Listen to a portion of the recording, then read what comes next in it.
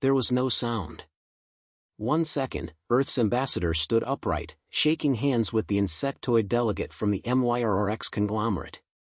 The next, his body slumped forward, eyes wide open, chest still.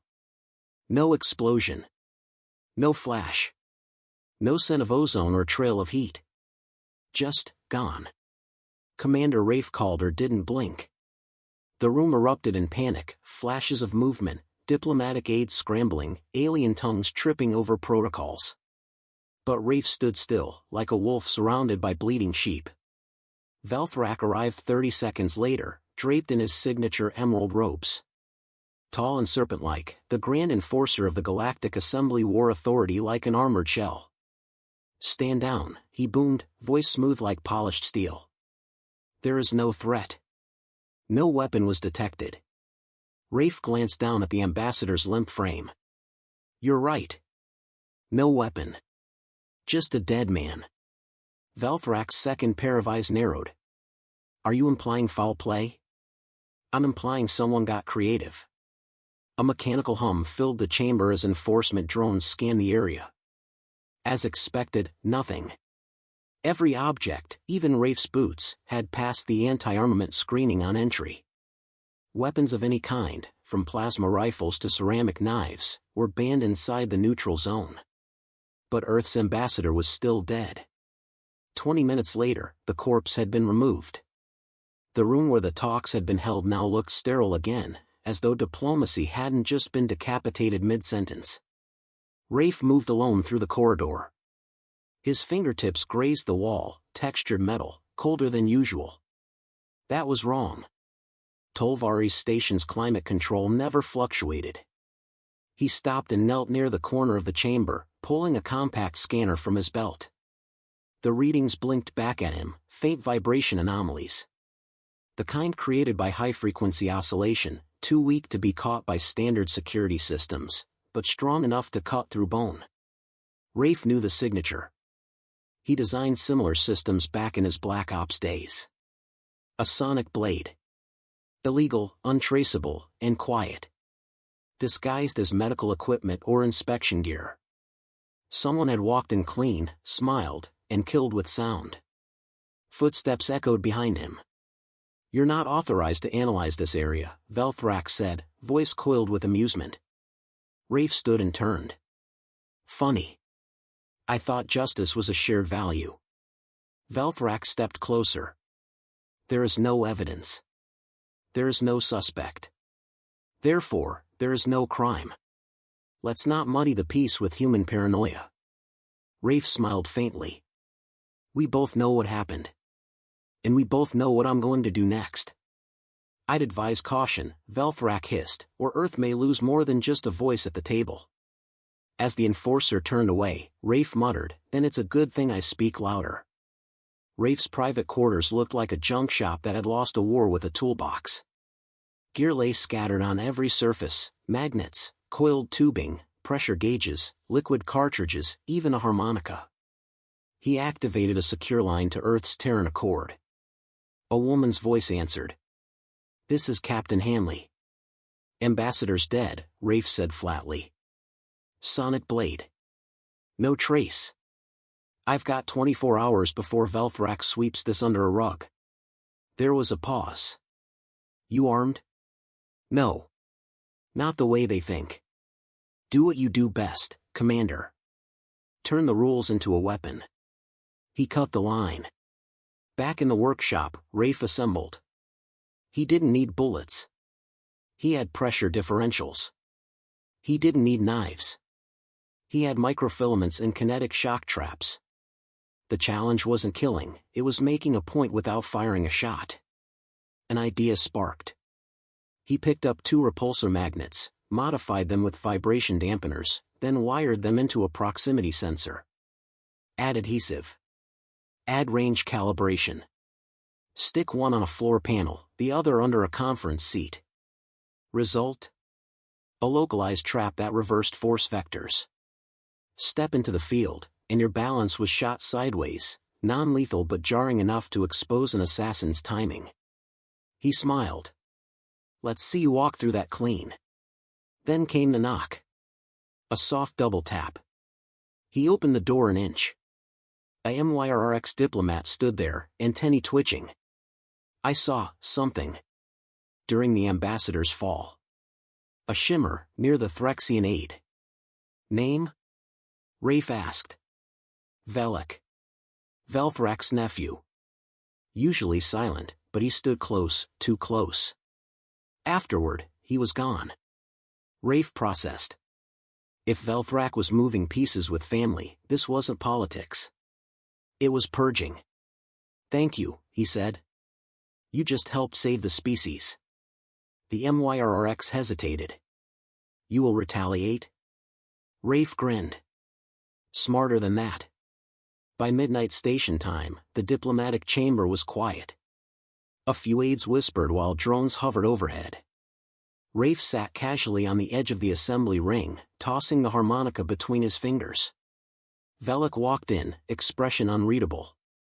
Evening, Rafe said, voice low. Odd how you weren't scanned coming back. Council privilege, I assume. I had nothing to do with. You stood beside a man who died from a sound wave. You left without trace. And you carry the same med device that killed him. Velek flinched, but recovered fast. There's no proof, he hissed. There will be, Rafe said, and tapped a panel on his wrist. Under the seat Velek passed, the trap activated. The enforcer stumbled, caught in the force loop, legs swept from beneath him. The med device dropped, landing with a soft click. Rafe snatched it. One scan later, it chirped. Sonic wave emitter. Tuned to lethal frequency. The chamber doors slid open. Several ambassadors entered, called here by Rafe's anonymous ping. They saw Velek on the floor, the weapon in Rafe's hand, and the playback on the holoscreen above, assassination, cover-up, and the truth. Rafe turned toward the camera drone now circling overhead. Weapons are banned, he said. But humanity? We don't need them. We need motive. And the right kind of pressure. He looked directly into the lens. And we've got both. The silence in the chamber after Velek's takedown was brief. Then came noise, too much of it. Accusations, demands, and council objections flooded the room like air rushing into a breached hull. But Rafe was already gone. He didn't wait to be celebrated or questioned. Truth didn't need applause. It needed momentum. The maintenance shaft stank of coolant and metallic dust. Rafe moved quickly, bypassing scanner drones. Velthrak wouldn't risk public retaliation, not yet, but his next move would be in the shadows. That's where the real war lived. His private lab was tucked behind a fake sanitation panel near Sector C11. No AI monitored this room. No alien surveillance tech. Just Terran ingenuity, analog locks, triple-layered insulation, and Rafe's toolbox of unconventional ideas. He dropped the sonic emitter Velek had used on the table. It was sleek, almost artistic. Alien elegance. Efficient. Precise. Cold. Let's see how you hum, he murmured, disassembling the device. As the internal matrix unfolded, Rafe recognized the signature. Threxian Military Corps, modified for civilian disguise. Not a rogue agent's weapon, this was official. Velthrak hadn't just allowed the ambassador's death. He'd ordered it. Later, in the Terran embassy's bunker, Earth's remaining representatives gathered around Rafe. We should leave, one insisted. We exposed the killer. Our point is made. Rafe didn't answer immediately. He watched the static feed from the Galactic Assembly's inner chamber, Velthrak standing at the podium, calling for an emergency vote, tighter inspections, human isolation, stricter surveillance for volatile species. We made a point, Rafe said. He's making a narrative. Captain Hanley appeared on the secure comm Velthrax pushing a bill to strip Earth of its assembly seat. Votes in 48 hours. They want us out before we can expose more, Rafe muttered. He's not just cleaning house. He's preparing for something bigger. Weapons are still banned, Hanley reminded. Play it smart, Rafe. He smirked. Always do. In the days before the vote, Velthrak turned the station into a surveillance maze. New scanners, biometric locks, K9-class sent drones. Curfews. Safety measures, they called them. Only humans were targeted. Even Terran food was banned in public spaces, contaminants, the press release read. Rafe walked through it all with calm eyes. The tighter the grip, the more obvious the fear. Back in his lab, he worked like a man possessed. Not with violence, but disruption. He layered pressure tubes inside his boots, each step built a static charge. A modified shock disperser in his glove could release it in a targeted jolt. Harmless, mostly. Disorienting, definitely. He built a sound nullifier small enough to wear in a collar. Silent room and a single button press. He coated microdrones in translucent gel to reflect the station's ceiling tiles. Now they could float above the chamber, broadcasting Velthrak's secret meetings in real time. Rafe wasn't preparing for a fight. He was building a stage. That night, someone tried to kill him. It was quiet, same MO. No weapons. Just a flick of movement from the shadows in the corridor near docking bay 3.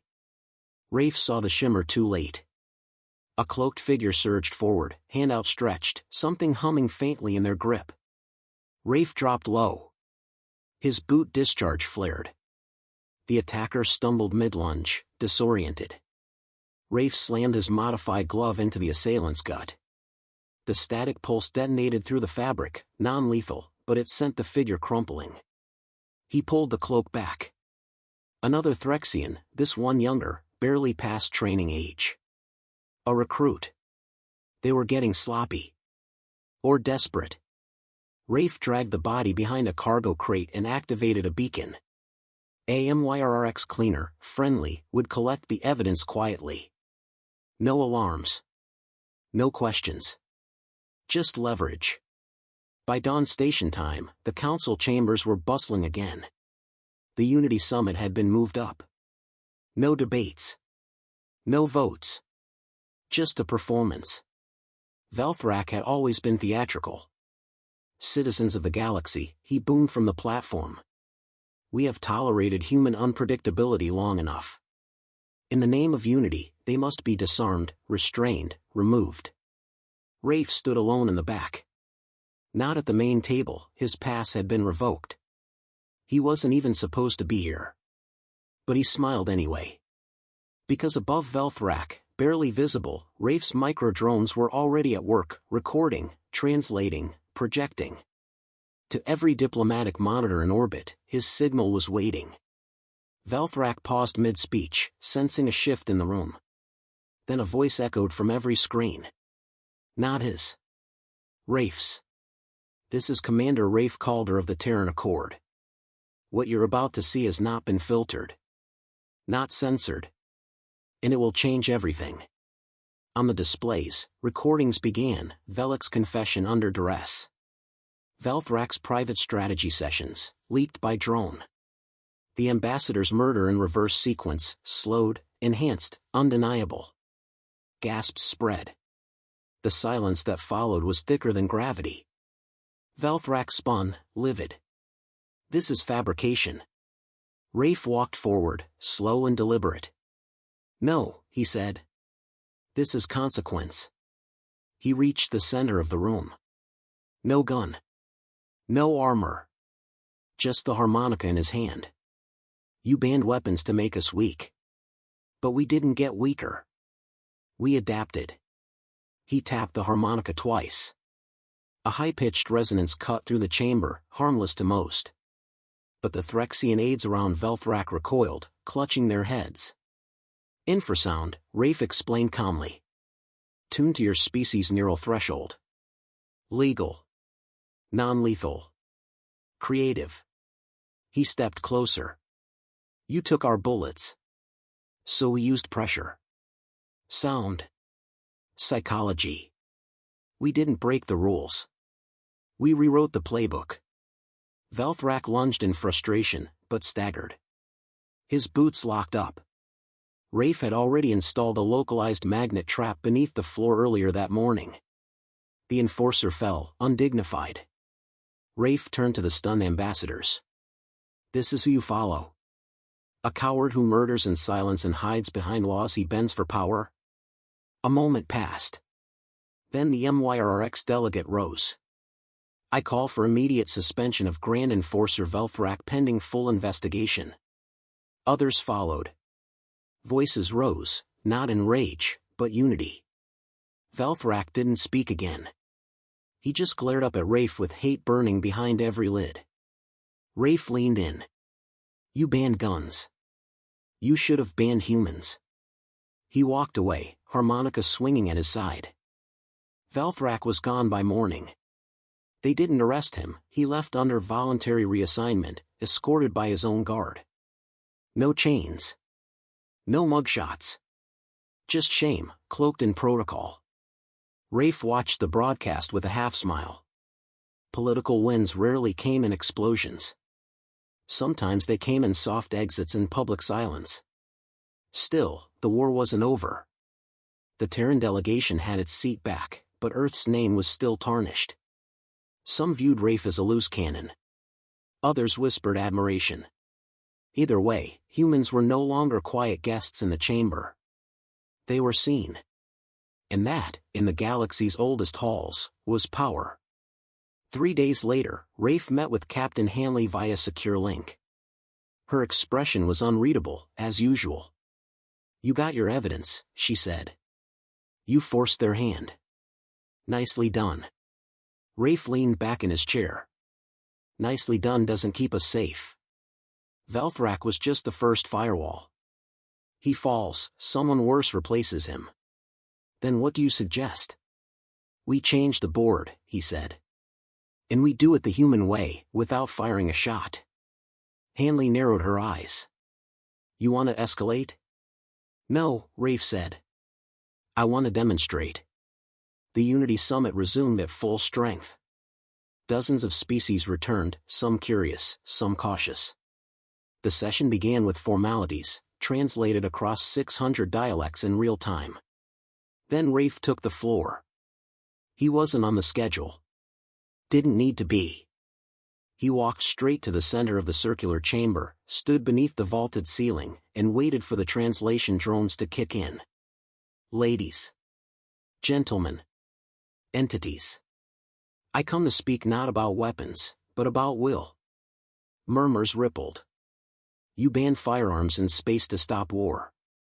I get it. Good call. But then you used that rule as a cage. You tried to break one species by banning its teeth. He took out the harmonica again. Just held it. This?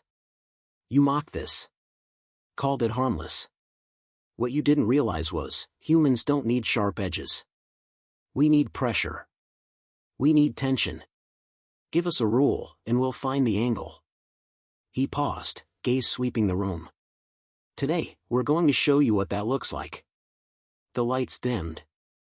A panel of the floor slid back, revealing a long metal table with an array of objects. No guns, no blades, no explosives. Just Terran tools. A wrench. A spool of wire. A thermos. 3 magnets. Each of these items passed your inspection, Rafe said. Each is legal. And each can disable, distract, or expose a threat faster than any plasma cannon. He gestured to a nearby aide, who walked over, hesitant. Push that button. She did. A nearby seat jolted backward, magnetic burst, aimed and timed. Rafe lifted the thermos, unscrewed the cap, and tossed a mist into the air. It expanded in seconds, fog thick enough to blind optics, harmless to lungs. Dry ice and compressed mist, he said. Cost, 4 credits. Someone stood up. A Zelran diplomat with gill slits fluttering. Are you saying humanity has been stockpiling hidden weapons? Rafe met his eyes. I'm saying you never took our minds into account. Gasps followed. He let them sit. Then, one by one, the drones descended from the ceiling. Not cameras this time, tools. Demonstration units. Each hovered to a specific seat, releasing holograms of intercepted transmissions, bribes, suppressed votes, and staged diplomatic leaks. All orchestrated under Velthrak. Some council members grew pale. Others clenched claws or tentacles. It wasn't just about humans now. Velthrak's corruption had poisoned everything. Rafe continued. You banned firepower. We brought truth. You banned combat. We weaponized physics. You wanted silence. We built harmonies. He gestured to the harmonica. Blew a soft, single note. And in that instant, a hidden beacon behind the council dais activated, revealing cloaked tech embedded in the walls, Threxian surveillance nodes, designed to record confidential sessions. An engineer in the crowd stood. That violates half the treaties on this station. Rafe nodded. Correct. Now imagine how many more are buried where we haven't looked. He turned once more to the gathered species. Humans won't ask for your permission to defend ourselves. We'll use your own systems to hold you accountable. We will not be the ones who burn the galaxy. But we will be the ones who prevent it. Silence. Then, slowly, one delegate stood. MYRRX. Then another, Doran. Then, a ripple. Ovations didn't exist in Galactic Assembly culture, but mutual standing, unprompted, was close. Rafe let the harmonica rest at his side. The sound had been enough. Afterward, in the now empty chamber, Rafe sat alone on the steps. The quiet wasn't empty. It was earned. The MYRRX diplomat returned. That was unprecedented, he said. Rafe gave a tired smile. Unprecedented is just what they call humans before we ruin their predictions. The MYRRX tilted his head. They'll try to corner you again. Then they'll find corners are where we fight best. A pause. You've made many enemies. I've made humanity visible, Rafe corrected. Back on the Terran cruiser orbiting Tolvares, Rafe packed his gear. No medals. No press conferences. Just the slow work of undoing a false peace. Hanley's voice echoed from the overhead. You ready for the next station? Rafe sipped his bag. Born ready. You think they'll keep the weapons ban? He shrugged. Probably. Let them. Just means we'll keep getting creative. She laughed softly. Only humans. Exactly, he said. He grabbed the harmonica and stepped into the shuttle. No guns. No blades. No war. Just a species that turned every rule into a tool and never stopped climbing. 2 weeks after the summit, the galaxy was still adjusting. The Galactic Assembly issued a statement filled with vague promises, greater transparency, reinforced ethical codes, respect for all member species. The usual bomb. Behind closed doors, though, the architecture of power had cracked, and everyone knew the damage was permanent. Earth wasn't just back in the room. It had redrawn the layout. Commander Rafe Calder walked the perimeter of the Terran Embassy's orbital annex, boots thudding quietly on the polymer floor. Below him, Tolvares shimmered with orange swirls, gas storms twisting like serpents. A storm planet, always in motion. Fitting, he thought. So was he. The doors hissed open behind him. Captain Hanley stepped through, tablet in hand. You've been requested, she said. Let me guess, Rafe replied. Another council wanting consultation on how to manage emerging threats, by which they mean humans with magnets and bad ideas. Exactly. Doran High Command. And surprisingly, the Lurval Compact. Rafe raised a brow. Lurval? Weren't they lobbying to restrict our tech licenses last cycle? Hanley smiled. They also just ordered 300 units of our adaptive fog emitters. For crowd control. Rafe sighed, rubbing the bridge of his nose. We're turning into consultants now? We're turning into something else, she said. The galaxy just realized it can't outgun us, and now it's wondering what else we've built. Later that day, Rafe entered the new briefing center, freshly carved into the station's diplomatic wing. Sleek screens lined the walls. Diagrams glowed. At the center stood a long table, pure Terran alloy, no ornamentation. Functional. Sharp. Human. Ambassadors from 5 species watched as Rafe placed a small cube in the center. He tapped it once. A holographic schematic unfurled above it, a layered design of Terran countermeasures, all non-lethal, modular, and completely within assembly legal codes. This, Rafe said, is a blueprint for resistance. A Kalori delegate shifted uncomfortably. You're proposing we all build, what? Traps? I'm proposing you prepare.